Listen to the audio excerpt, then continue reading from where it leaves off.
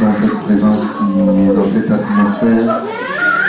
Et vous savez qu'il est écrit dans la parole de Dieu que Dieu tire la louange dans la bouche de ceux qui sont à la mamelle, ceux qui sont les tout petits. Quand je vois les enfants adorer Dieu comme ça, je me dis, ah, c'est trop fort. Alléluia. Alléluia. C'est pour cela, faisons attention, nos enfants risquent de nous dépasser. Faisons vraiment attention. Seigneur notre Dieu, notre Père, nous voulons te rendre grâce encore pour cette soirée. Merci pour ta divine présence. Merci pour la présence de mon frère et de ma soeur. Et je sais que tu as un plan que tu as préparé pour chacun de nous. Et je prie, Seigneur, que sous l'onction de ton esprit, que tu nous aides à rentrer dans ce que, Seigneur, tu as disposé en ce moment, mon Dieu. Permets-moi d'être le plus sensible possible à ton esprit, à ta voix, et de communiquer fidèlement, Seigneur, ta parole et ta pensée. Et je prie que cette parole qui sera prêchée, qu'elle soit accompagnée de l'onction, de la puissance de l'Esprit de Dieu, et que tu apportes la vie, la grâce, la délivrance et la bénédiction dans la vie d'une personne. Seigneur, personne ne sortira d'ici tel qu'il est entré. Et moi-même le premier, je crois que tu as quelque chose pour nous, une grâce, une bénédiction. Honneur et gloire te reviennent, toi qui étais, toi qui es, et toi qui viens. Au nom puissant de Jésus, t'avons ainsi prié. Amen. Amen. 1 Jean chapitre 3. 1 Jean chapitre 3, nous allons prendre le verset 7 au verset 8. 1 Jean chapitre 3, le verset 7 à 8. La Bible dit, petits enfants, que personne ne vous séduise, car celui qui pratique la justice est juste comme il est lui-même juste. Et celui qui pratique le péché est du diable, car le diable pêche dès le commencement. Mais le Fils de Dieu apparut afin de détruire les œuvres du diable. Amen. Le Fils de Dieu apparut afin de détruire les œuvres du diable. Je veux vous parler un peu des œuvres du diable. Et ceci est important parce qu'une des missions de notre Seigneur Jésus, c'était de détruire les œuvres du diable. Alors, qui est le diable? Le mot diable signifie calomniateur, celui qui calomnie. Il était au préalable une créature céleste, cela veut dire un ange de Dieu que Dieu avait créé. Rappelez-vous que dans Colossiens 1, il est écrit que c'est Jésus qui a créé les choses visibles et les choses invisibles, les dominations, les trônes, les autorités. Tout a été créé par lui et pour lui. Cela signifie quoi? Cela signifie qu'il a créé tous les anges. Donc les anges qui ont été créés avant que l'homme ne soit créé. Et ces anges ne sont pas éternels. Et parmi la classe d'anges, la Bible nous présente plusieurs catégories.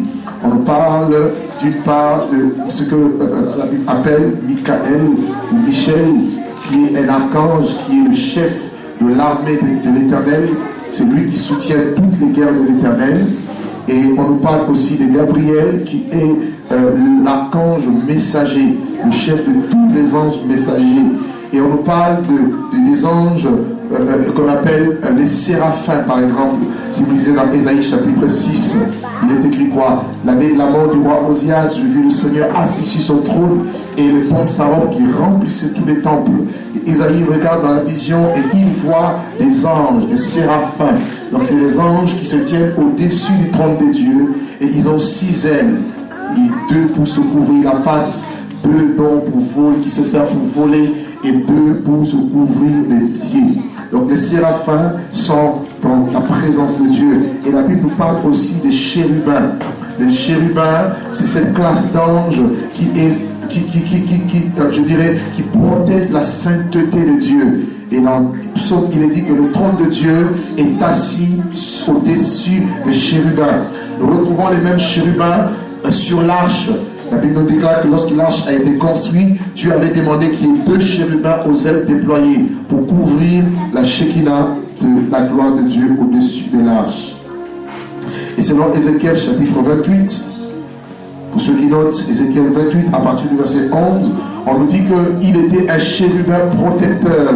Donc, avant qu'il ne puisse tomber, avant qu'il ne puisse être précipité, la Bible nous dit que Satan était un chérubin protecteur aux ailes déployées. Il marchait au milieu des pierres intercellentes. Il était dans la montagne de Dieu. Il dirigeait la chorale céleste. Et la Bible déclare qu'il y avait des myriades. Et dans Ésaïe chapitre 14, le verset 12, Ésaïe chapitre 14, dans la suite du verset 12, la Bible nous parle de lui comme étant l'astre brillant. Il était un astre brillant. Un astre brillant. D'où le nom Lucifer. Lucifer signifie astre brillant, porteur de lumière. Comprenez pourquoi dans 2 Corinthiens, Paul dit qu'il se déguise en ange de lumière. Comprenez? Dans 2 Corinthiens chapitre 11. Et ces ministres aussi se déguisent en ministres de justice. Et leur fin sera selon leurs œuvres. Donc il était au ciel, c'est-à-dire il a été créé pur, parfait. Il était beau, il était parfait en beauté. Mais le jour où le péché va être trouvé en lui, il va être précipité sur la terre. Et ceci constitue un mystère. Nous ne connaissons pas, et la Bible non plus ne nous parle pas qu'est-ce qui s'est passé pour que le péché se retrouve dans le diable. Voyez? Donc lui dit que Dieu l'avait placé sur la montagne de Dieu. Et il a voulu prendre la place de Dieu. Et Dieu va le précipiter sur la terre. Et c'est à partir de ce moment-là qu'il va changer de nature. C'est-à-dire de l'astre brillant qu'il était, de porteur de lumière, de chérubin protecteur qu'il était, il devient le diable. Vous comprenez? Alléluia. Il devient le diable, il devient Satan. Satan qui signifie calomniateur, plutôt adversaire. Il est devenu l'adversaire de Dieu. Et dans Apocalypse chapitre 12, si vous lisez Apocalypse chapitre 12, on nous dit qu'il y avait une guerre dans le ciel et Michael va combattre contre le dragon. Apocalypse chapitre 12. Je vous invite à le prendre avec moi à partir du verset 3. Déjà au verset 1, on nous parle d'un grand signe qui avait paru dans le ciel, une femme enveloppée du soleil et la lune sous ses pieds et une couronne de 12 étoiles sur sa tête. On nous dit qu'elle était enceinte et qu'elle criait, étant en travail et dont les douleurs de l'enfantement. Un autre signe parut encore, le verset 3, et voici, il y avait un grand dragon rouge feu, ayant 7 têtes et 10 cornes, et sur ses têtes des diadèmes. On nous dit au verset 4 que sa queue entraînait le tiers des étoiles du ciel et le jetait sur la terre. Donc, il y a eu, dans sa rébellion, le diable a entraîné, d'après les Écritures, un tiers des étoiles. Et les étoiles représentent les anges. Les étoiles représentent ces créatures célestes. Et il les a entraînés dans sa rébellion. Et ils sont devenus ce qu'on appelle les démons. Amen. Merci de suivre un peu nos enfants. Donc, quand on parle des démons, les démons ne sont rien d'autre que des anges déchus. Les anges qui ont été entraînés avec le diable dans la rébellion. Et la Bible nous parle de plusieurs classes, en parlant de démons, de classification. La Bible les classifie par ordre. Dans Éphésiens chapitre 6 par exemple. C'est juste pour nous introduire à ce que nous voulons partager aujourd'hui. Vous voyez? Éphésiens nous dit quoi? Éphésiens chapitre 6, le verset 12. Il est écrit que nous n'avons pas à lutter contre la chair et le sang, mais contre les dominations, contre les autorités, contre le prince de ce monde de ténèbres et contre les esprits méchants dans le lieu céleste. Donc ici on nous parle de la classification des esprits. Il va être précipité sur la terre et il va avoir des anges avec qui il travaille. Sachant que le diable n'est pas omniprésent comme notre Dieu. Il n'est pas omniscient, il ne sait pas tout. Et il n'est pas partout en même temps. Mais il a un royaume qui est bien organisé. Et il compte sur ce royaume pour justement manifester ses œuvres à l'encontre du plan de Dieu et de la nature divine qui a été mise dans l'ordre. Amen. Donc on nous parle des dominations. Ça c'est une classe, la petite classe des démons, les dominations. Ensuite vous avez les autorités, les démons qui travaillent avec les autorités. Vous avez ensuite les princes de ce monde des ténèbres. Et vous avez enfin les esprits méchants dans le lieu céleste. Et les esprits méchants sont des esprits terribles. Et parmi eux, vous pouvez remarquer la présence, par exemple, de ce qu'on appelle les démons territoriaux. Vous le voyez dans le cas de Daniel, par exemple. Lorsque Daniel va commencer à prier, la Bible nous dira que Dieu va exaucer sa prière et il va envoyer Gabriel pour apporter à Daniel le message. Mais l'ange a été retenu auprès des chefs des Perses. Donc quand on parle de chefs des Perses, il est question des esprits qui gèrent les nations, les pays. Et Daniel est resté dans le jeûne et dans la prière pendant 21 jours, jusqu'à ce que Dieu dépêche Michael pour libérer Gabriel, afin que Gabriel apporte le message à Daniel. C'est pour ça que vous verrez que une des forces de l'église, c'est aussi la prière. Et j'aime bien la manière dont vous levez dans la prière comme ça. La prière déclenche toujours une activité spirituelle. Vous comprenez? Plus vous priez, plus même les anges sont en mouvement. Je vois la première église, nous voyons la présence des anges. Mais on ne le voit plus aujourd'hui dans nos églises. Pourquoi? Parce que l'église ne prie peu. L'église ne jeûne pas. On voit l'ange, lorsque Jésus était à Gethsémane, la Bible dit un ange est venu le fortifier parce qu'il priait. On voit Pierre qui était en prison. L'église ne cessait d'adresser des prières en faveur de Pierre. La Bible nous dit dans Acte 12, Dieu a envoyé l'ange l'a délivré miraculeusement de la prison. Et regardez même avec Paul, ou Philippe d'ailleurs. Philippe, un ange est venu lui apparaître. Vous regardez Paul, alors que le bateau allait faire un naufrage, il dira, un ange à qui j'appartiens m'est apparu. Et personne ici ne mourra. Amen. Donc plus nous prions, plus il y a un mouvement dans l'esprit.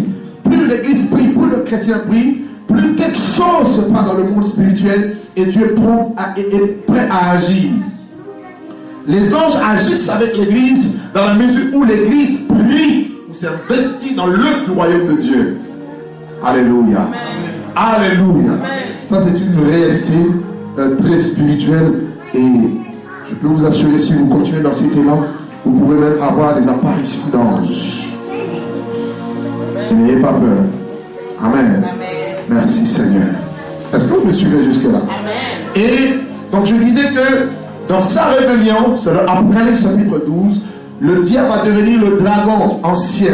Vous voyez? Dieu va le précipiter et il va devenir le dragon. C'est pour cela faites attention à des signes tels que le dragon, les serpents, même dans les vêtements. Ce sont des choses qui représentent au fait le diable. On le voit dans Genèse 2, puis de Genèse 3. On nous parle du serpent. Et dans Apocalypse 12, on nous parle du serpent ancien. Moi je me dis, ça c'est moi qui me dis. Il a tellement travaillé depuis des années, des générations, qu'il a vieilli, on l'appelle serpent ancien. Donc il ne faut pas jouer avec lui. Il te connaît, il connaît l'homme mieux que toi-même. La seule manière de vaincre, de vaincre Satan, c'est de se soumettre à Dieu. La Bible dit, soumettez-vous à Dieu et résistez au diable et il fuira. Mais tu ne pourras pas lui résister, tu ne pourras pas tenir face à lui, même si tu pries, tu jeûnes, si tu n'es pas soumis à Dieu. Rien n'arrivera. Parce qu'il y a une seule chose qu'il ne peut pas supporter, c'est la parole de Dieu. C'est la puissance qui se dégage de sa parole. Quand il a attaqué Jésus, Jésus lui disait, il est écrit. Amen. Amen. Donc il a été déchu et il est tombé avec un tiers des étoiles qui sont devenues des démons. Et frère, je vous dirai la vérité, que le diable est tellement organisé dans son royaume qu'il a assujetti le monde à sa cause. Vous savez que la Bible nous parle, en ce qui concerne déjà le trône de Dieu, que le ciel est le trône de Dieu. Vous le savez, vous êtes d'accord avec moi? Ésaïe chapitre 70 nous dit quoi? Les cieux est son trône et la terre son marchepied. Donc Dieu sert dans les cieux. En même temps qu'il est omniscient, omnipotent, omniprésent. Mais son quartier général se trouve dans le ciel. Et quel ciel? Le ciel, le troisième ciel, ce que la Bible appelle le troisième ciel. Vous le voyez par exemple dans 2 Corinthiens chapitre 12, le premier verset jusqu'au verset 4. 2 Corinthiens 12, le premier verset jusqu'au verset 4, où Paul dit, je connais un homme en Christ qui, il y a 14 ans, fut ravi jusqu'au troisième ciel. Si c'est dans son corps, je le sais. Si c'est hors de son corps, je le sais. Mais cet homme a entendu des choses qui ne sont pas permises aux hommes d'exprimer. Donc Dieu l'a amené dans le paradis, dans la présence même de Dieu. Il dit ce sont des choses que l'œil n'a point vues, des choses que l'oreille n'a point entendues, des choses qui ne sont pas montées dans le cœur de l'homme, des choses que Dieu a réservées pour ceux qui l'aiment. Donc il a vu ces choses dans le ciel. Dieu l'a transporté dans sa présence. Et c'est là que Dieu règne, que Dieu siège. C'est un monde invisible, à moins que Dieu te fasse la grâce de te visiter, de te faire visiter ce monde, mais qui est réel. Amen. Et le diable a mis aussi son trône juste dans le deuxième ciel. Je veux revenir là-dessus. Dans le deuxième ciel qu'on appelle le ciel astral. Et c'est dans ce ciel que s'opèrent beaucoup d'opérations mystiques, ce qu'on appelle le deuxième monde, et qui est réel. Et ce qui permet aux satanistes d'opérer. Tout sataniste connaît ce deuxième monde. Un monde mystique, un monde dans lequel il opère. Amen. Et le diable a aussi mis des esprits, des démons dans les eaux. Il y a des esprits qui dirigent les eaux. Il y a des esprits qui sont sur la terre. Il y a des esprits qui sont dans les forêts. Il y a des esprits qui sont même sous la terre. Et tout ça dans un but précis. Alors, les œuvres du diable. Qui sont les agents avec qui le diable travaille? Prenez avec moi d'abord une parole avant de continuer dans le livre de Matthieu chapitre 12. Matthieu chapitre 12. Je suis en train vraiment de concentrer cet enseignement parce que ça vaut même une semaine de cours, une semaine de séminaire. Mais je veux donner le maximum pour que nous puissions avoir une vision un peu claire des choses. Matthieu chapitre 12, je vous invite à prendre avec moi le verset 24. Au verset, à partir du verset 24. Les pharisiens ayant entendu cela, ils disent, cet homme, en parlant de Jésus, ne chasse de démons que par Belzébul, le prince des démons. Et comme Jésus connaissait leurs pensées, il leur dit, tout royaume est divisé contre lui-même et dévasté. Et toute ville ou maison qui est divisée contre elle-même ne peut subsister. Si Satan chasse Satan, alors il est divisé contre lui-même. Comment donc son royaume subsistera-t-il? Vous comprenez? Donc il dit, si Satan chasse Satan, cela signifie que son royaume est divisé. Or, il ne peut pas opérer dans la division. Pour qu'il opère, il faut qu'il y ait une certaine structure, une certaine organisation.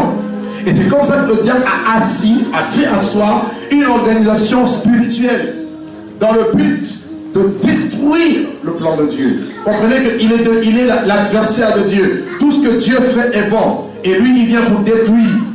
Lui, il vient pour briser, pour dérober, égorger, pour renverser l'ordre que Dieu a établi. C'est comme ça que le diable fonctionne. Alléluia.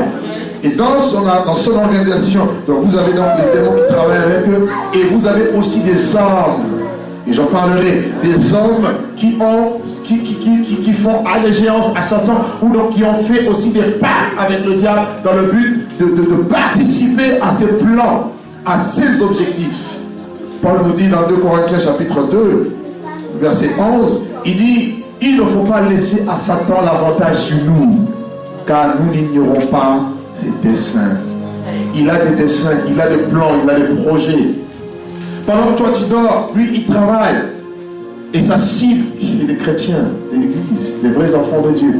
Il fomente des plans parce que son objectif, c'est que la foi disparaisse. Son objectif, c'est que les hommes soient perdus. Il ne veut pas que les hommes se tournent vers Dieu. Il fait tout pour que les hommes s'occupent de tout, mais sauf de Dieu. Et vous verrez même, il arrive chez les chrétiens. On a le temps pour autre chose. On n'a pas le temps pour Dieu. Vrai ou faux? Vrai ou faux? Quand c'est Dieu, on traîne les pieds. Mais quand c'est nos affaires personnelles, on a le temps, on est passionné. Le diable a réussi. Parce qu'il fait tout pour t'empêcher de prier, pour t'empêcher de t'approcher de Dieu. Tout ce qui peut t'emmener, qui peut te tirer vers le haut, vers Dieu, il essaie de t'empêcher. Il met en place la distraction, il met en place des jeux, il met en place toutes sortes de choses pour que les hommes n'aient pas pensé à Dieu. On travaille, on va au supermarché, on s'occupe de la maison et on dort. C'est fini, chaque jour c'est comme ça. Et on n'a pas le temps pour Dieu. Quand il faut prier, on est fatigué. Quand il faut servir Dieu, on n'a pas le temps. Et faites attention surtout dans nos pays occidentaux. Amen. Les œuvres du diable.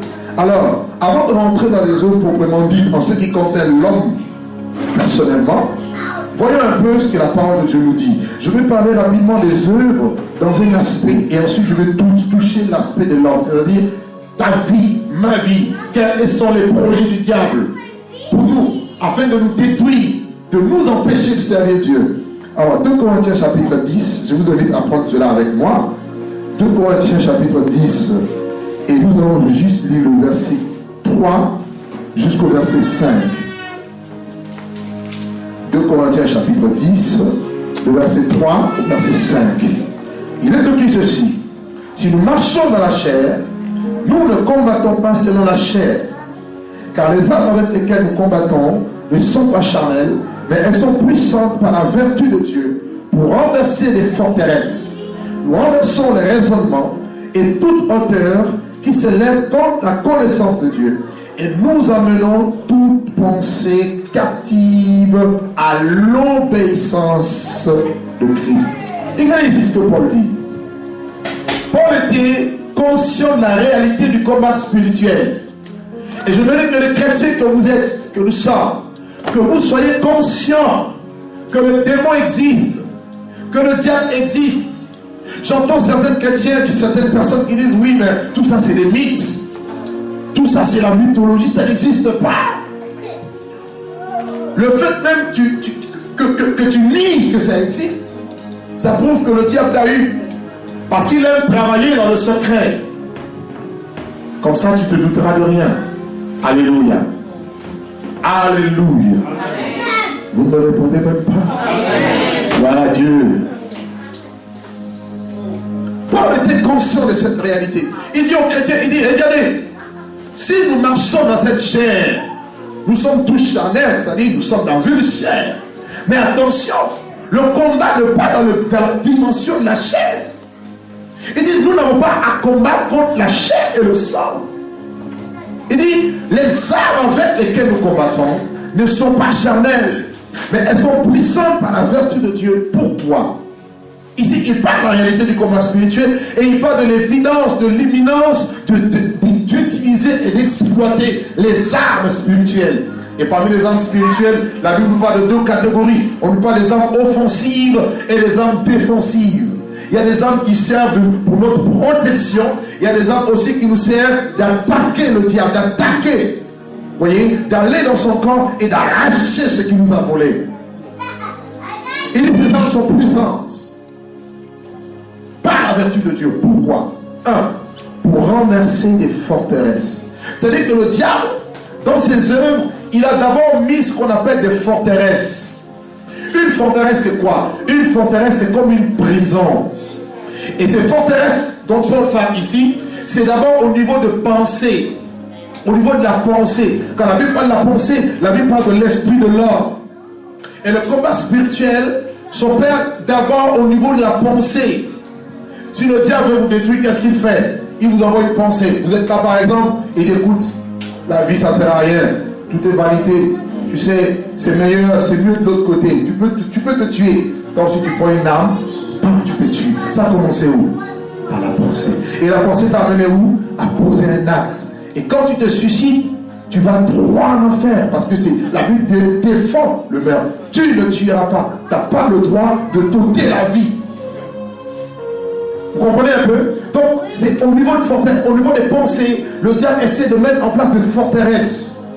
Et nous vivons aussi dans un monde où, et surtout nous en Occident ici, en Europe ou soit au Canada, aux États-Unis, vous verrez que les hommes sont rationnels.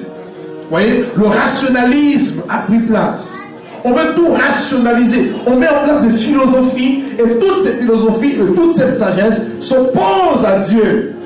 On est prêt à croire à tout, mais sauf à Dieu. Vrai ou faux? C'est des forteresses au niveau de la pensée. L'humanisme et tant d'autres choses. Il y en a qui se disent athées, je ne crois pas, mais ils croient quand même à son existence. Et ces forteresses sont comme des prisons. Vous êtes emprisonnés au niveau de l'esprit, et lorsque l'évangile vient, vous rejetez l'évangile. Et Paul dit quoi? Il dit si notre évangile est encore voilé, il est voilé pour ceux qui périssent. Les incrédules, dont le Dieu de ce siècle, qu'est-ce qu'il a fait? Le diable, il a aveuglé l'intelligence. C'est-à-dire, il a aveuglé leur pensée, leur esprit. Ils sont aveugles, vous le voyez, raisonneurs, mais ils ne connaissent pas la puissance de Dieu. Pourquoi? Parce qu'ils sont dans la forteresse, dans la prison. Et parmi ces forteresses, Paul parle de deux choses. Un, il parle des raisonnements. Oh, nous allons raisonner avec Dieu. Il y en a qui sont dans un système, dans un processus de raisonnement. A plus B égale AB. Dieu ne fonctionne pas comme ça. Donc si A plus B égale AB, cela veut dire que on veut faire la mathématique. Est-ce que je suis clair jusque-là? Donc au niveau de pensée, le diable opère et c'est terrible. Et comment est-ce qu'il réussit? Un, il réussit par les raisonnements, comme on le voit. Il réussit par, quand la Bible parle de la hauteur, la Bible parle de l'orgueil de l'homme, la fierté de l'homme. L'homme pense qu'il se suffit à lui-même. Il réussit aussi par les coutumes et les traditions. Nous sommes issus des familles ou des tribus où nous avons tous des coutumes. Et ces coutumes vont jusqu'à prendre une telle place que même lorsque la vérité de l'évangile arrive, on a du mal à croire à l'évangile parce que chez nous c'est comme ça. J'entends ça souvent chez les Africains. Ah, nous prions, mais chez nous, dis à ton voisin, chez nous c'est la Bible maintenant. Amen. Gloire à Dieu. Les raisonnements, les hauteurs, tout ça, la Bible déclare, ce sont des choses qui s'élèvent contre la connaissance de Dieu. Et il dit, nous devons amener toute pensée captive à l'obéissance de la parole de Dieu. Le Fils de Dieu est venu afin de détruire les œuvres du diable. Comprenez que Dieu veut l'homme. Le diable aussi veut l'homme. Tu es un champ de bataille. Créé à l'image de Dieu. Regardez le premier couple. Adam et Ève créés à l'image de Dieu. Dieu le plante dans les jardins. Qu'est-ce qui se passe? Le serpent vient et il cherche à séduire l'homme. Il n'a pas changé de méthode. C'est la même chose. Il peut changer juste de stratégie. Mais la manière d'opérer reste la même. Parce qu'il veut nuire à ta vie. Il ne veut pas que tu ailles au ciel. Son but, il se dit, mais qu'est-ce que je peux faire pour que cette personne, cette femme, aille en enfer? Pour que ce frère, cet homme, aille en enfer.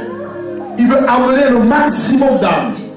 Et il met en place des choses. Et il collabore avec les démons. Et il sait qu'au travers des esprits, il peut faire un travail, une œuvre, dans le but de t'empêcher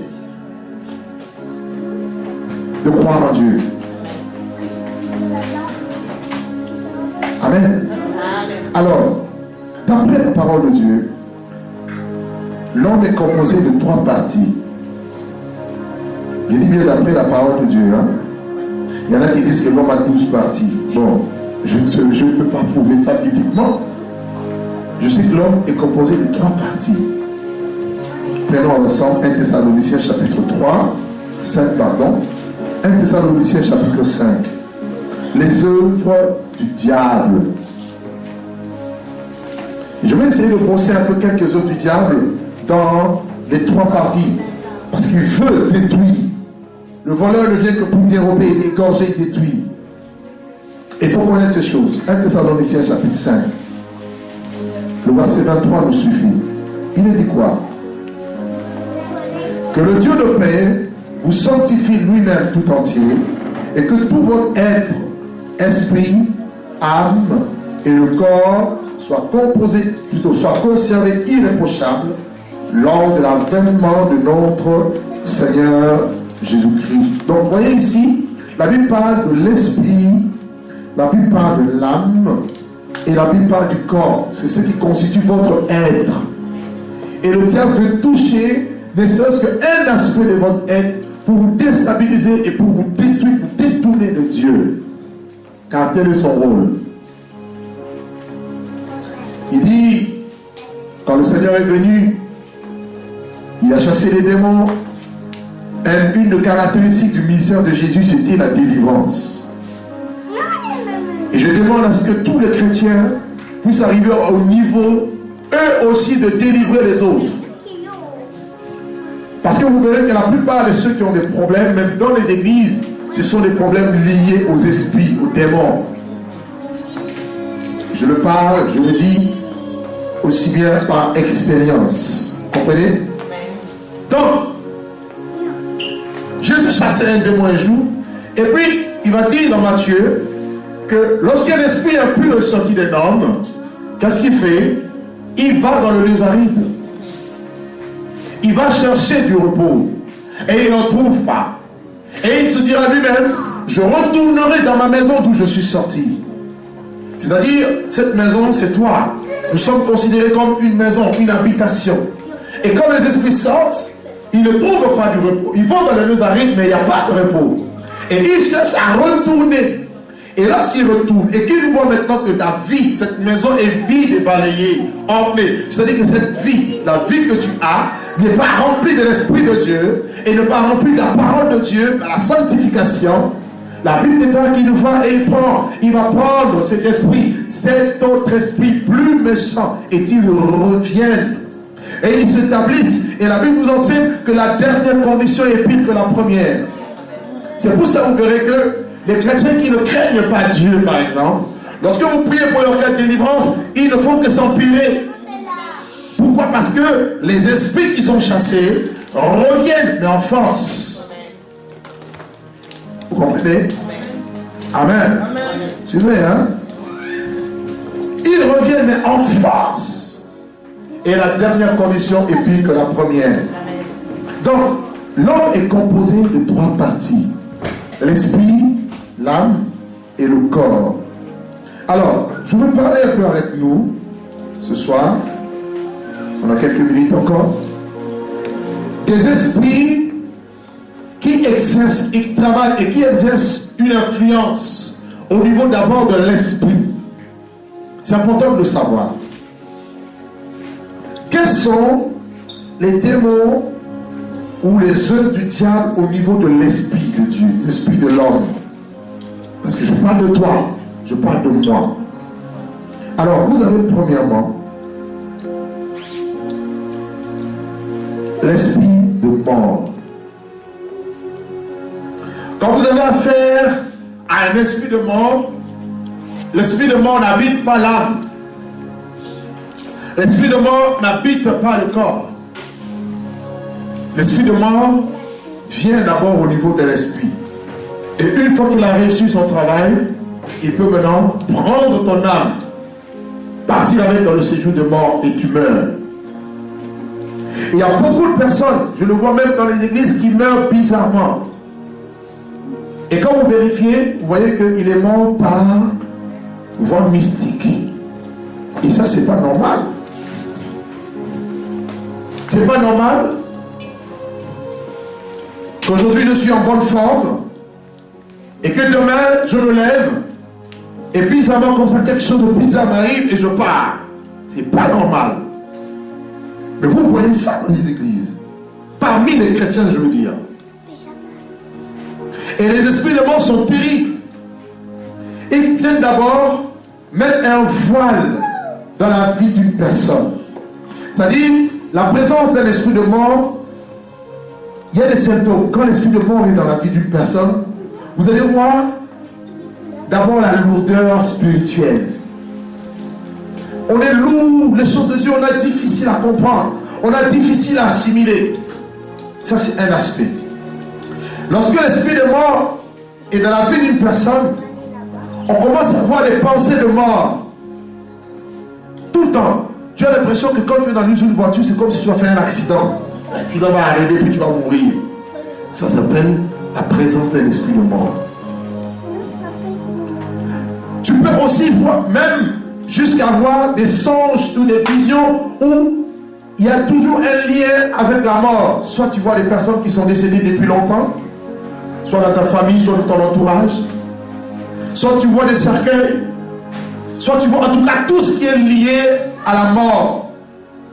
aller tout le temps dans le cimetière, cela signifie qu'il y a une présence d'un esprit de mort. C'est important de savoir cela parce que même si vous avez un jour un cas similaire, même dans votre famille, vous saurez comment cibler vos prières. Vous saurez que là, il y a présence d'un démon qu'il faut chasser. Je vais vous donner un exemple. Dans ma propre famille, je dirais dans ma belle famille, nous avons eu il y a 2 mois un décès. Une jeune fille, une belle sœur à moi, elle avait 22 ans. Et sa grande sœur qui est ici à Montréal, devait se marier il y a 2 mois. Elle devait se marier aux États-Unis. Et elle habitait Londres. Les parents sont partis jusqu'aux États-Unis pour le mariage. Et elle devait arriver 2 jours avant le mariage. Et il s'avère que la veille du mariage, elle est tombée raide morte. Elle est morte à Londres. Et avant cela, elle voyait des choses bizarres. Elle essayait d'en parler. Personne n'avait le discernement pour comprendre qu'il y a quelques événements malheureux qui se préparaient. Dieu ira jusqu'à révéler à sa propre mère que la fille mourrait. Et la mère en parle à son mari, et le mari dit, oh, c'est n'importe quoi. Il y a des choses qu'on néglige qu'il ne faut jamais négliger. Je me suis dit, mais Dieu m'a fait grâce. Il me disait, mais ils ont un homme de Dieu dans la famille. Pourquoi n'a-t-on pas parlé? On allait prier. On allait chasser cet esprit, certainement, et c'est vivant jusqu'à aujourd'hui. On a négligé, on a pris ça comme, voilà quoi, ce n'est que des visions, ce n'est que des songes, ce sont des pensées. Mais oui, il travaille au niveau des pensées. Dieu peut montrer des choses au niveau des pensées. Mais on a négligé. Et je vous assure, quand elle est morte, la maman dit, ah, si je savais. Trop tard, on l'a enterrée. Elle est partie. Combien de personnes se retrouvent dans ce genre de cas? Mais on néglige des choses ou des avertissements qu'on peut recevoir. Quand Dieu vous montre que dans votre famille, il y a une situation, par exemple, un cas de mort, une nouvelle nécrologie qui doit arriver, vous, si vous êtes enfant de Dieu, priez. Si cette mort vient de Dieu, gloire à Dieu. Mais si elle n'est pas de Dieu, rejetez-la. Refoulez cela, priez pour briser ces choses. Et on ne joue pas avec le diable. Pour vous montrer à quel point le diable est méchant. Et regardez quand Dieu a permis à ce que le diable touche Job. Le jour même, il n'a pas attendu 2 secondes. Il a perdu tous ses enfants. Il a perdu tous ses biens. Il a perdu même sa santé. Mais si Dieu permet à ce que le diable me touche, vous n'allez plus me reconnaître. C'est parce que Dieu me protège. Il te protège. Il est méchant. C'est pourquoi il faut le chasser. Il faut détruire ses œuvres. Au nom puissant de Jésus de Nazareth. Frère, l'esprit de mort, c'est un esprit terrible. Ça terrifie les gens. Et vous avez dans les familles où il y a des pactes aussi avec l'esprit de mort. Vous avez par exemple dans une année, il faut qu'il y ait 2, 3, 4 personnes qui doivent mourir à des périodes bien précises. Quand vous avez affaire à des choses, rentrez dans la prière, je vous en prie. Là on va arriver vers la fin de l'année, vous allez voir, il y a beaucoup de gens même qui prient, mais ils vont commencer à prier parce qu'ils ont peur. Ils se disent, peut-être cette année c'est moi qui serai capri dans la viande, dans la marmite. On ne joue pas avec. L'esprit de mort peut venir vous tuer la nuit. Il peut venir, comment vous pouvez connaître aussi la présence de l'esprit de mort? Si généralement vous êtes étouffé, on vient vous étrangler par exemple. Il y a la présence d'un esprit de mort. Si l'on vient vous tuer avec une arme, on vous pointe, on vous tire. On vous pointe ici, on vous tire. Présence d'un esprit de mort. Il y a des personnes comme ça. Sur le plan spirituel, ils ont été assassinés. Mais ils sont morts sur le plan physique quelques temps après. Est-ce que ça va jusque-là? Amen. Alléluia. Amen. Alléluia. Amen. Gloire à Dieu. Vous êtes faible, vous ne répondez même pas. Amen. Amen. Jésus est Seigneur ou il n'est pas Seigneur? Il est Seigneur. Oh. Gloire à Dieu. Et l'esprit de mort fait des dégâts. L'esprit de mort, s'il rentre dans une église, il peut faire des dégâts dans l'église. C'est pour ça qu'il faut chasser cet esprit. Et ici, il y a une personne, qui est beaucoup menacé par l'esprit de mort. On va prier tout à l'heure. Après l'enseignement, je vais prendre le temps de prier pour quelques cas.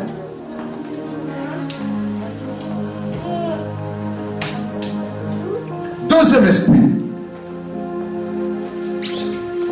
qui possède l'esprit. Deuxième démon qui est opéré au niveau de l'esprit. C'est l'esprit de la sorcellerie. C'est un esprit assez différent. Je parlerai de ça un peu différemment que les autres, parce que les autres sont des démons. Mais ça, c'est un esprit terrible.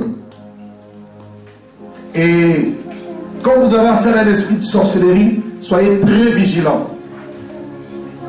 Très vigilants, parce que si un esprit de sorcellerie est après vous, il ne vous lâchera jamais. Sachez-le. Si vous savez que dans votre famille, il y a quelqu'un qui pratique la sorcellerie et qui vous attaque, ne soyez jamais dans la naïveté. Ne soyez pas naïf, dire « Ah non, c'est bon, c'est fini ». Non, un esprit sorcier, un esprit de sorcellerie n'abandonne jamais. C'est-à-dire, s'il vous attaque à gauche, il échoue, il va venir à droite. Et s'il échoue, il va chercher quelques autres moyens pour vous atteindre. Parce que c'est ça son objectif. Et c'est quoi l'esprit de sorcellerie? Avant de parler de cet envoûtement, j'en ai parlé vite fait hier, pendant les questions-réponses, je vais essayer de revenir. Un esprit de sorcellerie, tout ça, ils opèrent par les sorts, tout ça. C'est un démon avant tout. Un démon de sorcellerie, c'est un esprit qui vient dans la vie d'une personne pour mettre une connexion entre son esprit et son âme.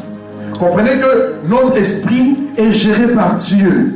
Donc, lorsque nous dormons, par exemple, nous pouvons avoir des songes, des visions, des rêves, où nous nous retrouvons quelque part. C'est-à-dire, Dieu se sert de notre esprit pour nous montrer des choses, pour nous montrer même des réalités spirituelles. Mais une personne n'a pas le pouvoir ou la capacité de son propre gré de sortir de son esprit, sortir son esprit de son corps pour aller planer, pour aller se balader ou aller faire du mal aux autres. Et le démon de sorcellerie vient mettre une connexion entre l'esprit et le corps, plutôt, et l'âme. C'est un démon qui travaille, qui est juste entre l'esprit et l'âme. Et il te met la connexion. À partir de cette connexion, toi-même, tu peux décider de sortir de ton propre corps pour aller faire du mal, pour sortir, pour aller visiter ou planer le monde, dans le monde. Et comprenez que le monde astral, c'est un monde mystique. Même moi, je ne pourrais pas vous définir dans les détails près. Non, c'est tellement un monde tellement complexe. Je vous donne juste l'essentiel. Alléluia. Bien. Et une fois que vous rentrez dans la sorcellerie qu'on appelle la sorcellerie consciente, il y a deux choses qui se passent. La première, c'est qu'on vous lie, on vous colle un esprit qu'on appelle mari de nuit ou femme de nuit. Avec cet esprit, vous allez avoir des rapports sur le plan mystique et vous pouvez même donner des enfants mystiques. Tous ceux qui sont dans la sorcellerie connaissent ce que je dis, ce que je suis en train de dire. Ça, c'est la première chose. La deuxième chose, cet esprit va travailler avec des démons qu'on appelle les esprits de contrôle ou encore les esprits familiers. C'est-à-dire, ce sont des démons qui vont être à sa charge et lui, il pourra aller envoûter les gens. Un esprit de sorcellerie peut envoûter 10 personnes. Si vous priez pour la délivrance pour 10 personnes, vous verrez le même nom qui va sortir. Comment tu t'appelles? Mamboueli, Mamboueli, Mamboueli, Mamboueli. Alors qu'il y a un seul Mamboueli. Comprenez ce que je veux dire? C'est-à-dire ce sont des esprits avec lesquels ils travaillent, mais dans le but d'envoûter, dans le but d'étouffer. Et la finalité, c'est la mort. La sorcellerie vise toujours à tuer des vies. Pour que dans le deuxième monde, qu'il obtienne le pouvoir. Parce que le pouvoir dans le monde astral mystique s'obtient par l'écoulement de sang. Il faut que les sangs coulent. Il faut que les hommes meurent. C'est pourquoi un sorcier ne serait-ce que tuer une personne. Et ensuite, on grimpe des échelons. Et c'est un esprit terrible. C'est un esprit terrible, frère. L'esprit de sorcellerie, s'il rentre dans l'église, il peut détruire une église. C'est pour cela qu'il faut que les responsables, les frères et sœurs, soient vigilants. Ils ont beaucoup travaillé avec le domaine de la révélation. Si vous avez affaire à ceux et celles qui ont souvent des révélations, veillez à cela. Parce que la limite est fine. L'esprit de Python peut facilement rentrer. C'est-à-dire la fausse révélation. Et on peut détruire. Vous comprenez que le but du diable, c'est de détruire, égorger, voler. L'esprit de sorcellerie, lorsqu'il rentre dans une église, il peut amener la zizanie, le désordre. C'est un bien calomnier. Il a dit que, elle a dit que, mais il ne faut pas dire que c'est moi qui a dit que. Si tu as dit, tu dois assumer ce que tu as dit. Parce que nous sommes des enfants de lumière. Amen ou pas amen? Non, tu vois, la sœur l'a dit que, tu vois, hein, mais elle m'a dit, il ne faut pas dire. Hein. Moi, si je te dis, il ne faut pas dire. Hein. Qu'est-ce que vous cachez? Moi, ce que j'ai à dire, je le dis, je l'assume. Tu as dit? Oui, je dis. Amen. Amen. Amen. Ça, c'est un peu l'aspect au niveau de l'église. Ça détruit, ça peut envoûter les enfants, ça peut envoûter les vies. Et souvent, l'esprit sorcellerie entre et travaille dans une église si les leaders ne prient pas. Si vous ne priez pas en tant que classe dirigeante, oh, on va jouer avec vous. On va jouer avec vous. C'est pour cela la force de l'église, c'est la prière. Je ne joue pas avec la prière, moi. Ah non. Vous savez ce qui m'est arrivé, par exemple, l'année dernière? J'ai subi des combats terribles. Frère, si je ne jeûnais pas et ne priais pas, j'étais allé au mort. Parce qu'on ne joue pas avec l'esprit de sorcellerie. Je rentrais 21 jours, je finis avec ma femme. 21 jours de jeûne et prière. J'ai fondu, j'ai perdu au moins 30 kilos. Tu sors de jeûne, et l'esprit de Dieu t'amène dans un autre jeûne. Et tu jeûnes, tu pries, tu jeûnes, tu pries. Et là, Dieu te donne la victoire, la suprématie. L'ennemi se lève, mais tu es comme au-dessus de l'ennemi. Et tu tiens ferme.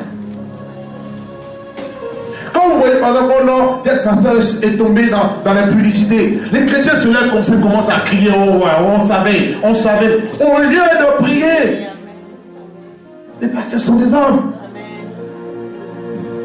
Est-ce que je suis clair?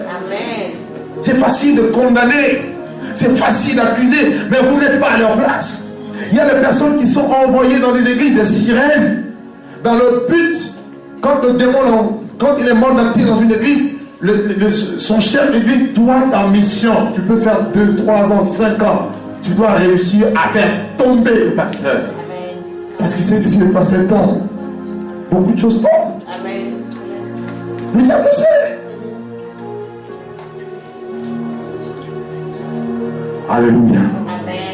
Alléluia.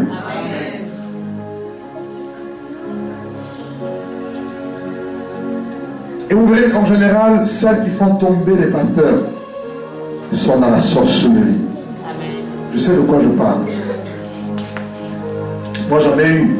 J'ai eu une fois, il y a 5 ans ou 6 ans, une femme de à peu près 60aine d'années qui vient me voir et dit, ah, homme de Dieu, tu es beau, tu sais que j'aimerais aller avec toi. Je viens un dimanche devant 400 personnes, je dis, regardez, c'est quoi ça? Je suis marié, moi. Je ne veux pas citer le nom de la personne, mais que ce soit la dernière fois. Et on ne joue pas avec. La prochaine fois, je t'expose devant tout le monde. Il n'y a plus d'hommes dans le monde. Pose la question de voisin, il n'y a plus d'hommes dans le monde. C'est seulement celui qui est déjà occupé là. Ou celle qui est déjà occupée que toi tu veux.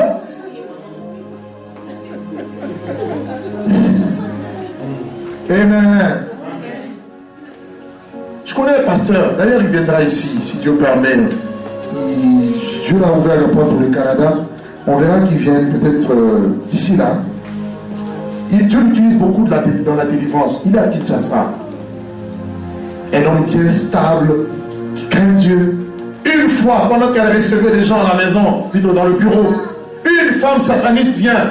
Elle était à l'intérieur, elle était toute nue, elle avait juste mis le manteau. Elle arrive, elle ferme la porte derrière, elle dit, pasteur, aujourd'hui, toi et moi. Le pasteur l'a cogné. Le pasteur l'a cogné. Il vous donnera certainement le témoignage lui-même. Il a cogné. Il a chassé au nom de Jésus de Nazareth.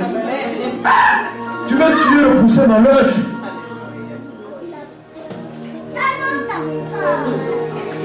C'est pour cela, moi, dans le cadre de ma discipline personnelle dans le ministère, quand je voyage seul, c'est que j'ai confiance dans là où je vais. Sinon, je ne voyage jamais seul. Vous ne savez pas le plan du diable.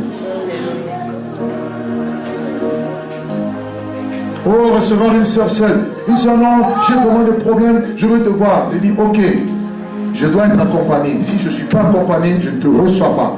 Ah, tu n'as pas l'amour. Je dis, je préfère que tu dises que je n'ai pas l'amour, mais de rester dans la sanctification, plutôt que qu'il y ait un souci, après on va dire, ah, vous voyez, ils sont tous pareils. Parce que c'est ça l'objectif, mais on y voit. Ils sont tous pareils. La sorcellerie est terrible et il faut être vigilant avec ça.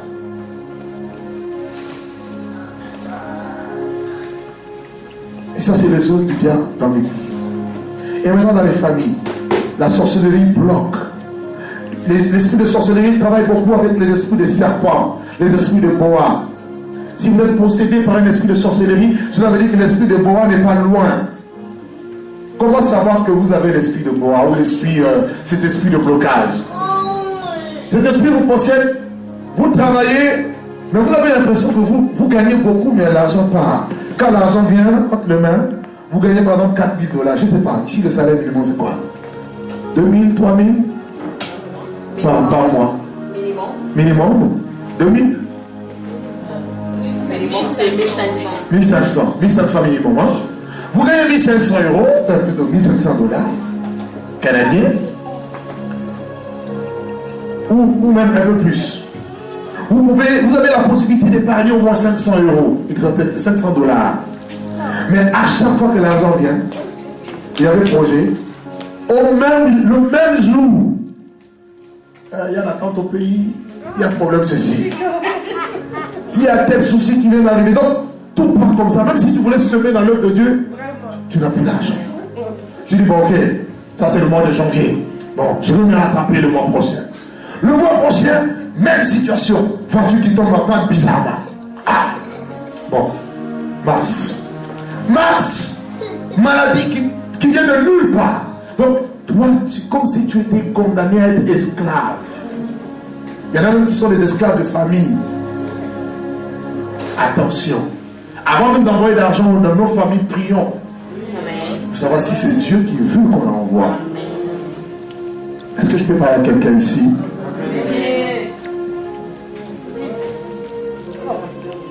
Cet esprit de bois vient et il vole tout. Il suce tout. Il suce tout. Il suce tout. Il suce tout.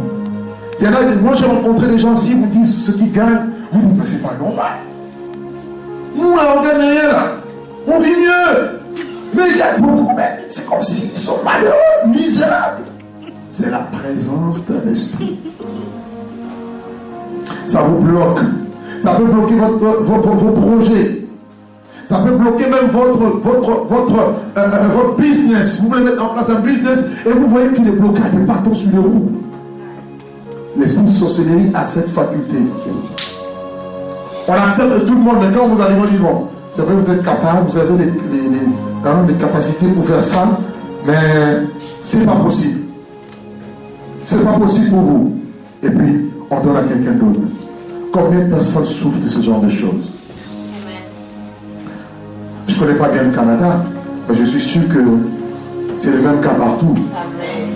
Vrai ou faux? Les blocages. L'esprit de sorcellerie travaille aussi avec des maris de nuit, femmes de nuit. Et si vous êtes envoûté, par exemple, par l'esprit de femme de nuit, mari de nuit, que je vais toucher tout à l'heure, ça peut aussi bloquer votre mariage. Vous êtes tellement belle, tellement beau. Mais ils ont dit que toi, jamais tu vas te marier. Jamais de la vie. Tout le monde se marie, mais sauf toi. Un homme vient, il peut tout faire, et à la dernière minute, pouf, tout se casse. Un autre arrive, à la dernière minute, pouf, tout passe. Quand ça arrive une fois, deux fois, comprenez qu'il y a présence dans notre esprit. Et dans la sorcellerie inconsciente, vous avez des personnes qui sont plus envoûtées. Et quand vous êtes envoûté, vous êtes hors de votre contrôle, vous ne vous contrôlez pas. C'est quelqu'un d'autre qui vous contrôle, qui vous gère. C'est quelqu'un d'autre qui décide des choses à votre place. Vous avez même l'impression d'être surveillé. J'ai prié pour une jeune sœur. Elle dit, mais moi quand je suis chez moi, j'ai l'impression qu'il y a des yeux dans les murs qui me regardent. Je dis, mais c'est normal. Elle dit, viens, on va prier. On a prié comme ça là. Les démons sont partis. Et je suis allé chez elle, j'ai prié pour la maison avec un frère. Et depuis là, tout est rentré dans l'ordre. Et la même personne qui l'a combattu, qui a un esprit de sorcellerie, a essayé de l'attaquer. Elle cherche des occasions pour la provoquer afin qu'elle se mette en colère. Parce qu'elle sait que si elle se met en colère, les démons vont revenir encore. Je dis, tu fais attention. C'est une réalité, frère. Vous avez l'impression que vous êtes surveillé. Il y en a qui n'arrivent même pas à dormir avec la lumière éteinte. Parce qu'ils ont l'impression que quand on éteint la lumière,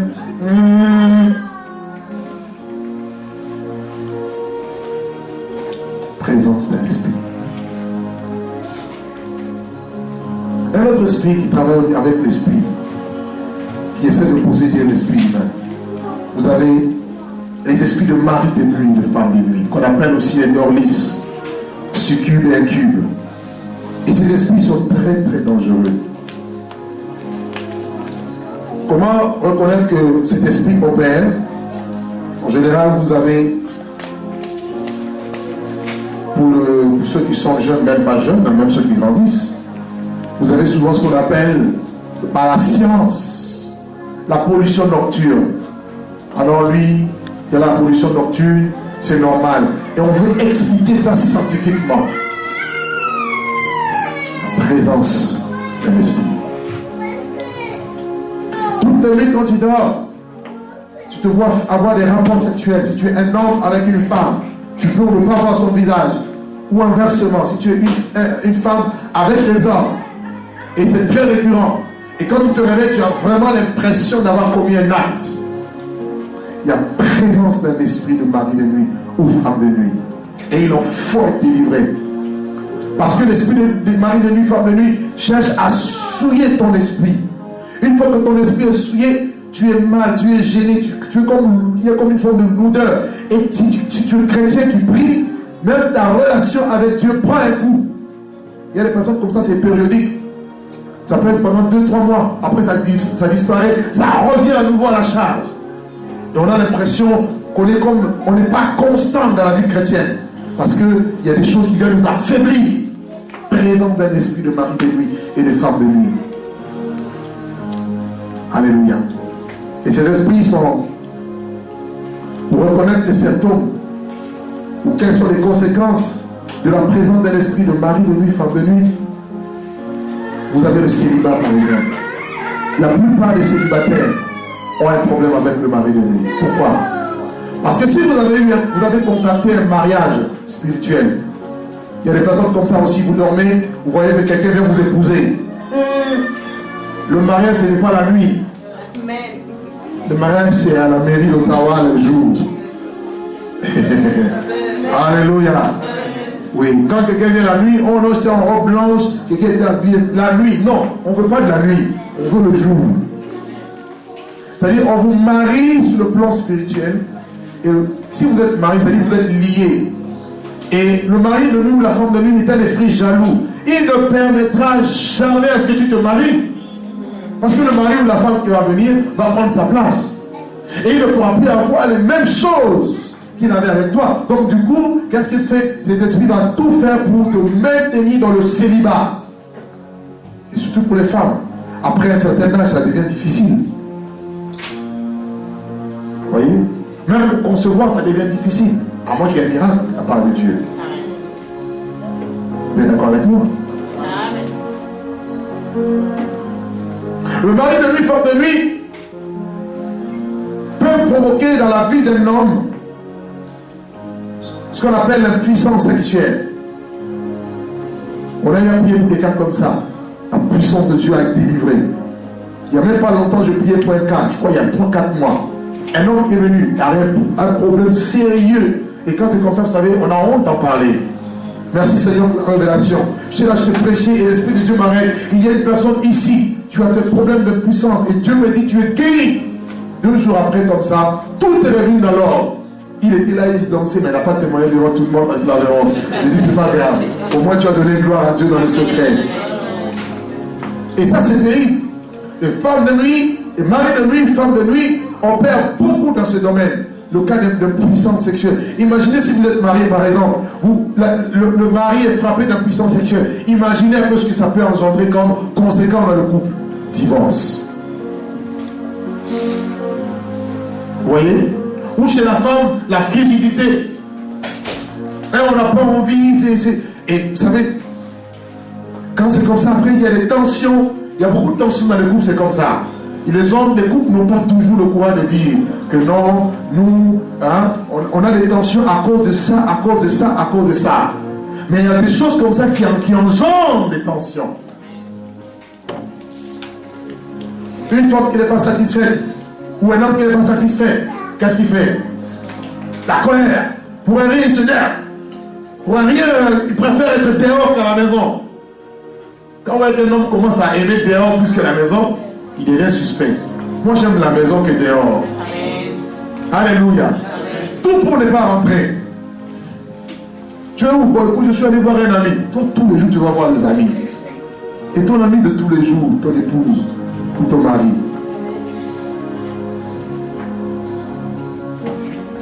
Parce que le but, c'est quoi? De vous séparer. Mari de lui, femme de lui, cherche à vous séparer.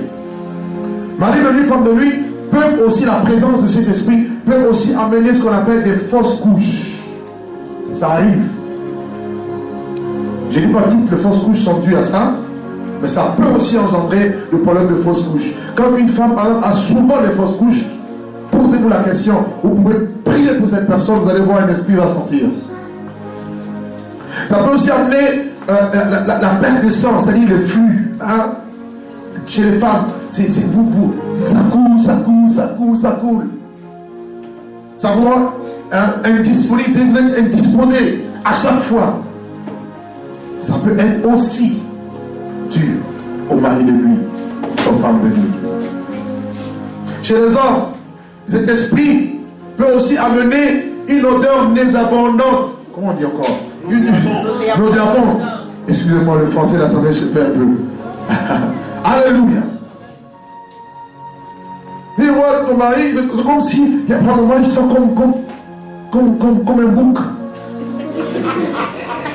Non, mais je dis des choses vraies. Il peut mettre le parfum, mais le bouc revient. On rigole, mais je prends le terrain pratique. Vous voyez pourquoi la femme, une fois, j'avais une réunion de couple. J'avais au moins 200 couples comme ça devant moi. Et maman, il y a qui sont plus âgés que moi de loin. Et j'enseignais, et Dieu, l'Esprit de Dieu m'a amené dans les terrains pratiques. Et je parlais des choses tellement précises dans le couple. Une fois, lève la main, elle dit, son mari c'était dans ce cas, elle dit, moi, parce que le mari, c'est ce cas-là, moi, je ne donne pas. J'ai compris, je ne donne pas. Et maman, quand c'est comme ça, on va prier. Amen. On va chasser les démons qui vont partir avec les mauvaises odeurs. Il y a des esprits comme ça. Même chez les femmes, ça peut mettre une mauvaise odeur et ça peut repousser les hommes. Comprenez? C'est la présence des esprits. Amen. Et les esprits de femmes de nuit, de mari de nuit peuvent aussi apporter des problèmes de conception, par exemple. Problème de stérilité. L'homme est stérile ou la femme est stérile. Et ça aussi, ça détruit des couples. Vous voyez, ils sont mariés, mais ils n'ont pas d'enfants. Et surtout chez les Africains, ne pas avoir un enfant, c'est vraiment quelque chose. On le voit, quand un couple se marie, on vous observe. Hein. Quand un an, il n'y a rien, même si vous avez décidé d'avoir les enfants après 2 ans, on commence à dire, tu es sûr que... Là, on vous envoie des codes, quoi, hein, des paroles codées.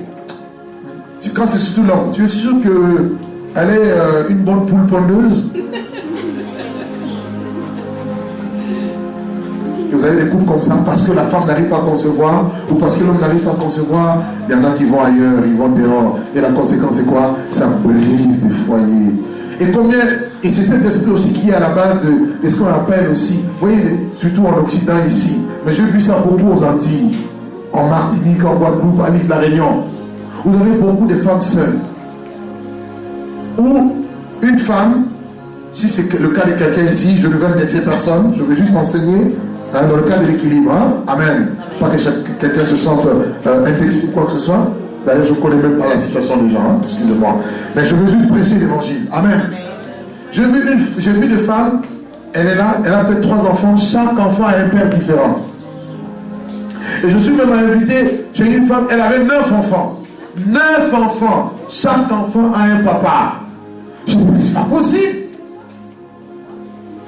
Donc il y a 9 hommes qui viennent ici. Imaginez un peu.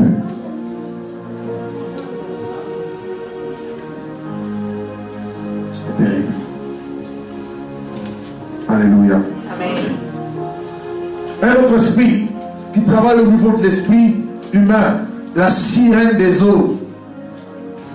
Oh, cet esprit est à la base de la séduction. Un esprit aussi terrible. La présence de cet esprit, comment savoir si vous êtes un homme spirituel, une femme spirituelle? Comment savoir qu'une personne, par exemple, est animée par cet esprit? Vous allez voir, vous approchez la personne, vous avez comme une attirance. Esprit. Y a-t-il des hommes spirituels ici et des femmes spirituelles? Je vous aime parce que vous ne me répondez même pas. Alléluia. Et toi aussi, tu dis, cette fille-là, elle m'attire, hein? Je suis attiré. Un esprit, ça t'attire. Elle ne peut rien avoir d'extraordinaire, mais t'attire. C'est souvent la présence d'un esprit. Vous voyez? Parce que l'esprit de sirène des eaux travaille avec la séduction, la convoitise. On est là, on convoite les gens, hein? On a des pensées et ça peut amener loin. Et l'esprit de sirène des eaux, vous allez le voir opérer beaucoup dans l'impudicité. Travaille beaucoup dans l'impudicité. C'est-à-dire les rapports à hors mariage. Pour ceux et celles qui ne sont pas engagés dans le mariage. L'impudicité est un péché. Et surtout en Europe ici, je vois ce qu'on appelle l'union libre. Oh non, on n'est pas déclaré devant la mairie, mais on vit comme ça. Les parents sont au courant. Non, il faut que les choses soient faites dans l'ordre. Et si vous êtes dans ce cas, il faut arrêter. Il faut demander à Dieu que la personne vous épouse. Si réellement cette personne vous aime, elle doit vous épouser. Oui ou non? Oui. Sinon, j'appelle ça le copinage. Petit copain, petite copine. Et dans l'église aujourd'hui, c'est devenu normal. Ce n'est pas normal. Amen. Ouh, je sens que c'est chaud là. Non, c'est la vérité. Je suis venu prêcher la vérité. Qui affranchit, qui délivre. Et je veux prophétiser, si vous voulez un mariage, je veux prophétiser qu'un homme vienne vous épouser. Vous savez, j'ai dit ça à l'assemblée. Nous avons une jeune assemblée qui a commencé à même pas 1 an. On totalisera 1 an en août. Nous sommes déjà à peu près une 60aine, sans compter les enfants. Frère, j'enseigne comme ça, Dieu produit les miracles. J'ai dit, vous voulez quoi? Vous voulez le travail? Vous partez, vous aurez le travail. Et les gens, à chaque réunion, il y a des témoignages. Et au moment où je vous parle, nous sommes en train de préparer 4 mariages. Ah, je crois que tu as acclamé Dieu. Ça veut dire que ici aussi, on va préparer des mariages au nom de Jésus. J'espère que je serai invité à votre mariage. Alléluia. Non, nous ne voulons pas de petits copains, de petites copines. Il faut le mariage. Il faut que la femme se sente honorée. Ton corps n'est pas une poubelle. Où Georges va venir, Antoine va venir, Xavier va venir. Non!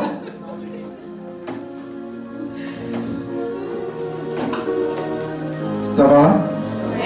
J'espère que vous m'aimez beaucoup. Je vous aime beaucoup.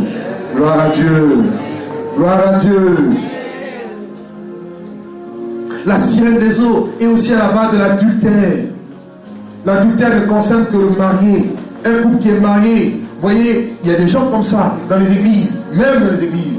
Et eux, ils visent. Apparemment, c'est la tendance maintenant.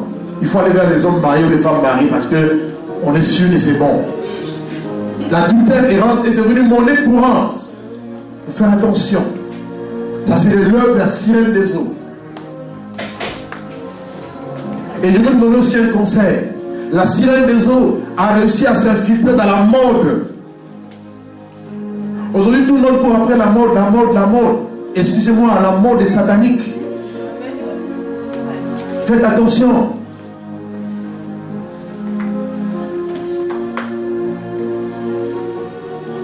Pour vous prouver que c'est satanique, tous ceux qui sont à la tête de ces choses, ils sont dans des choses bizarres. Vous le retrouvez dans les Rose-Croix, ils sont tous gays, dans l'homosexualité, et ils ont un programme du diable. Et c'est pour cela que même en tant qu'enfant de Dieu, il faut avoir un habillement décent. Alléluia.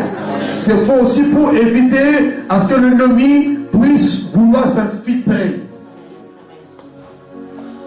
Alors, Seigneur, vous savez, il fait chaud. Il fait chaud. Mais quand on était en Afrique, il a toujours fait chaud. Mais en Afrique, on s'habillait correctement.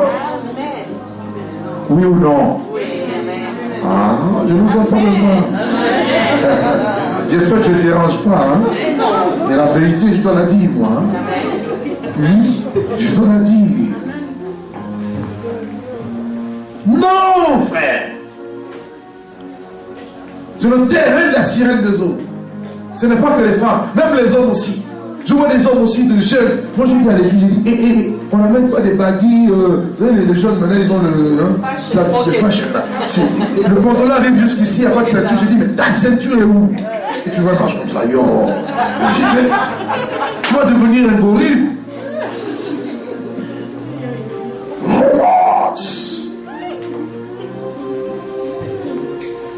Alléluia. Non, frère.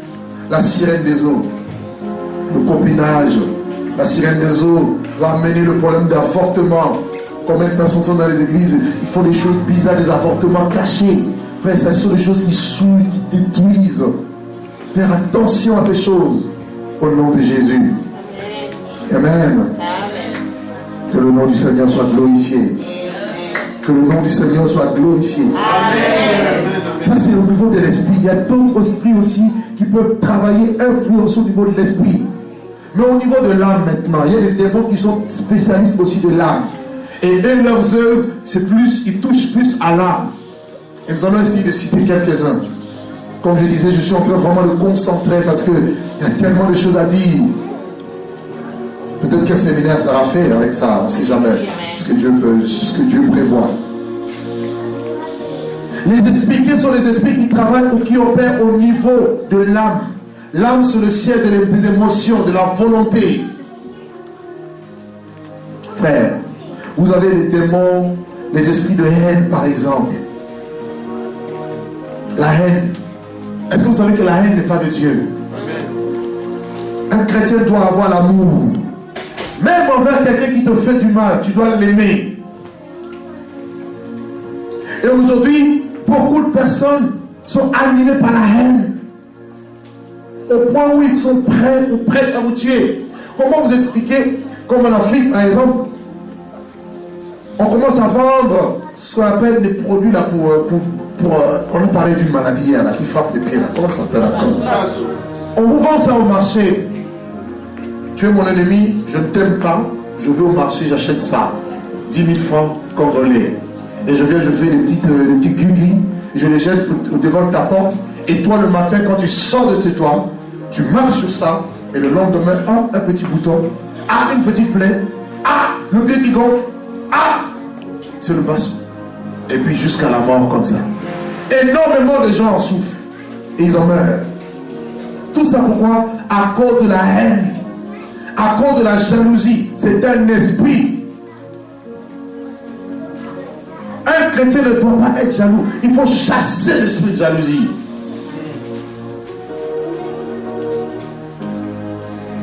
À cause de la jalousie, on peut tuer. À cause de la haine, on peut détruire des vies. Vous avez l'esprit de colère, par exemple. La colère, il y a des gens qui aiment la colère.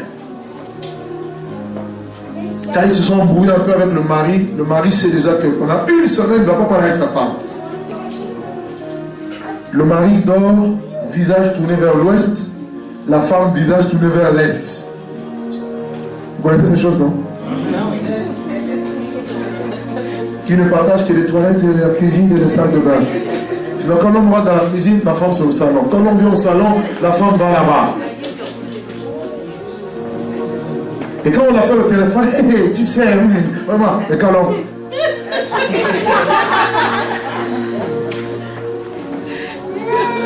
Et les femmes aiment ça. Vrai ou faux? Les femmes aiment ça. Attention. Attention à l'esprit de colère, c'est pas bon. La colère est terrible. Et chez les hommes, la colère se manifeste aussi avec la violence. Vous savez, je vais en parler tout à l'heure, après la colère, l'esprit guerrier, le démon guerrier. Quand il se met en colère, mais s'il colle, il se vide, c'est cette porte-là, la vitre s'écoule. Il y a des gens qui sont en colère, ils cassent tout. Après, ils se rendent compte, mais qu'est-ce que je fais? C'est un esprit. Et la colère souvent déstabilise des familles. Imaginez que l'homme est colérique ou la femme est colérique, il y a des liens. Si vous êtes dans une famille, par exemple, les parents ont été colériques, ça peut vous suivre. Et il faut veiller à cela, il faut briser cela. Il faut chasser cet esprit. Et la conséquence, c'est quoi? C'est que les enfants ont peur après. Les enfants sont dans l'insécurité quand tu vois les parents être en conflit. C'est pour cela, si on aime les enfants, je parle au couple marié, il faut témoigner de l'amour aux enfants. Et même en cas de conflit, ne jamais se disputer devant les enfants. Ah, tout ceci. Et puis, c'est la bagarre. Et c'est l'enfant qui prend le téléphone.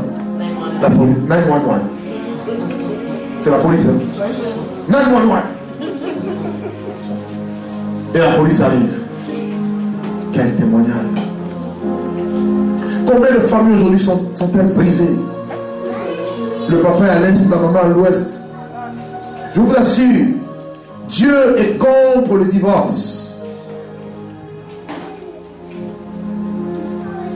Aujourd'hui, c'est devenu monnaie courante aujourd'hui. Même parmi les chrétiens. Mais Dieu est contre le divorce. Le divorce, s'il y a autant de meurtres dans nos sociétés, aujourd'hui on est en train de négliger la source familiale. En même temps, de l'autre côté, on s'étonne qu'il y ait autant de meurtres, d'assassinats, qu'il y ait autant de choses horribles. Mais la source familiale est détruite. Ce n'est pas à l'école d'éduquer nos enfants. L'école apporte une certaine éducation sur le plan intellectuel. Mais l'éducation, c'est au niveau de la famille. L'éducation de base. Aujourd'hui, même si on veut éduquer les enfants, la police veut intervenir. Ah non, il ne faut jamais taper les enfants ici parce que l'enfant va appeler 911. C'est quoi ça? Un enfant qui s'est méconduit, après 1, 2, 3 avertissements, la Bible dit que celui qui épargne la verge de l'enfant, il tue l'enfant. À un moment donné, l'enfant a besoin d'être corrigé. Amen ou pas amen? Amen. Je vois des enfants, même en France, des enfants qui décident ce qu'il dit. S'il dit A, il faut que les parents se plient parce que l'enfant dit A. Hein? Nous rappelons quand on grandissait là. Toi, tu vas dire A, B à ton père. Tu vas le chicote et tu vas te taire à toi-même. Alléluia. Mais il faut l'équilibre. Et c'est pas mauvais, mais à cette époque, on dit non, on ne paye même pas. Mais il savait ce qu'il faisait.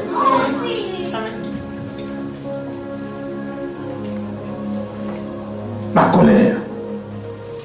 Le démon guerrier. Il y a des personnes qui sont possédées par les esprits de guerre. Eux, c'est la bagarre. C'est pour ça, veiller même sur les enfants avec des jeux tels que les jeux de guerre, les jeux de bataille, hein, les arts martiaux par exemple. Est-ce que vous savez que derrière les arts martiaux, il y a des esprits? Amen. Karaté, judo, tout ça. N'envoyez pas vos enfants là-bas.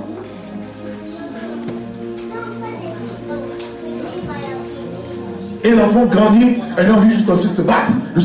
Il va prendre un pistolet, il regarde les jeux vidéo, il regarde la télé. Mais c'est pas étonnant que demain il va s'acheter une arme, il débarque dans une école et tue tout le monde. Vous comprenez un peu les manifestations des esprits?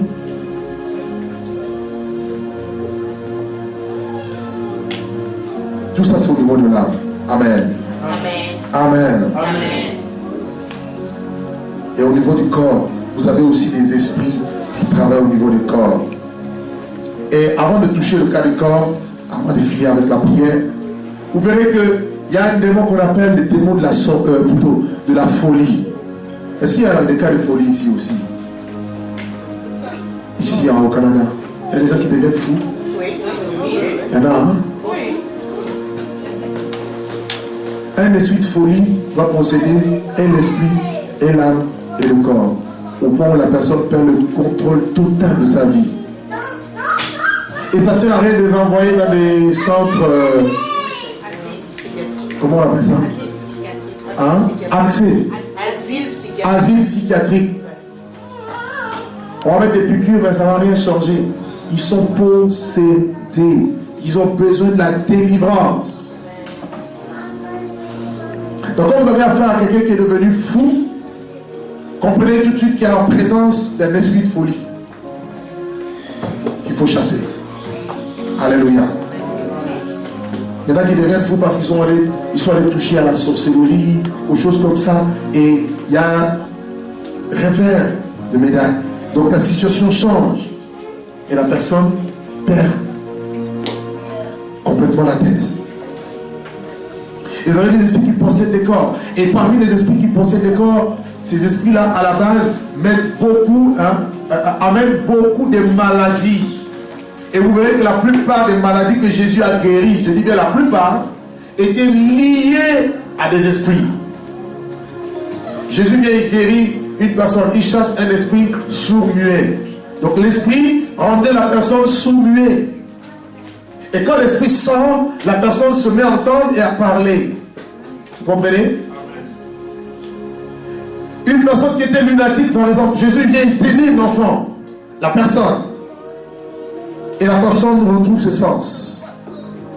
Donc, il y a des maladies qui sont naturelles. Il y a aussi des maladies qui sont démoniaques. Il faut le savoir.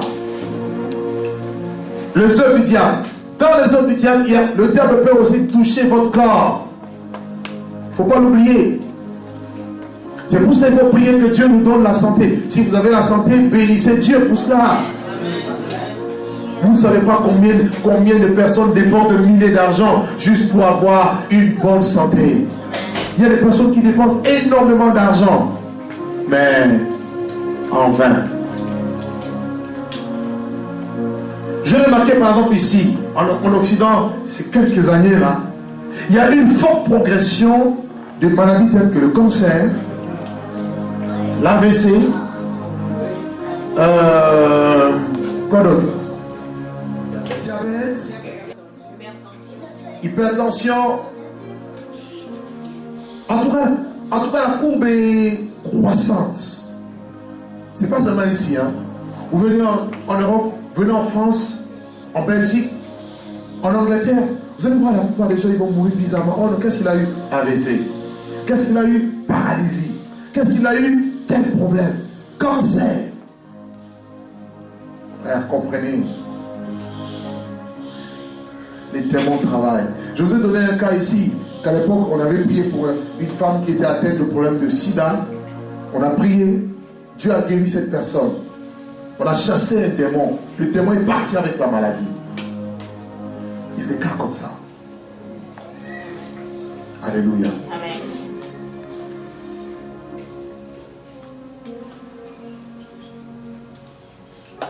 Avec tout ça, est-ce que vous pouvez aimer le diable?